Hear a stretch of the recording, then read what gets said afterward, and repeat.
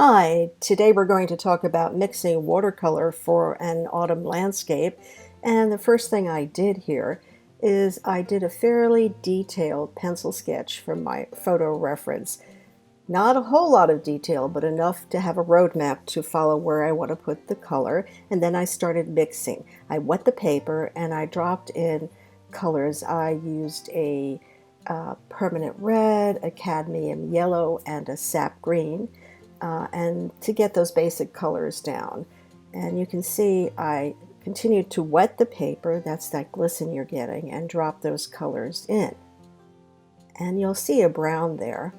And the brown is a result of the colors mixing on paper. They mix directly on there. With sap green, permanent red, you can get a lot of nice warm browns. So the next thing we're going to look at is some of the darks I like to mix, darker washes. Blue and red give me a nice purple, green and blue give me a nice dark green, and then we go into the browns. The browns I tend to use red, blue, and yellow. And yellow and green make a nice sap green. And we continue into the redder colors. And then we have a little red and green, and then cadmium yellow and orange, and sap green and red make a nice mossy green. So you mix those colors ahead of time and you have a little chip chart, so to speak, to look at. Now I start laying in other washes, darker colors on semi-wet paper. Red and blue give you a purple, sap green and blue give you a dark green, and I blend those on the paper with water for an ethereal background. Very light. This is my first wash, and you can see I kind of extended that up towards the skyline. Obviously I had finished my laying in my colors for the trees beforehand and let it dry. This is what the color mix looks like, kind of diffused on my palette. There's the red and blue for purple, there's the green and blue for a darker green. Always pre-mix your colors, then you'll have plenty to work with as you paint. There you can see that beautiful vibrant cadmium yellow, or I'm sorry, it's Aureolin and permanent red. And then there's the mixture for brown of red and blue and yellow. And that is what I've got on the palette. I pre-mix those so I have plenty to work with.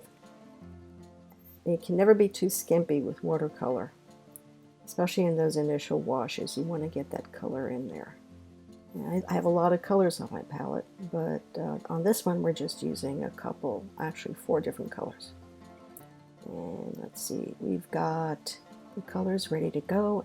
And this is what the initial piece looked like after I had put all the color in, the background color. And I needed to add those tree trunks.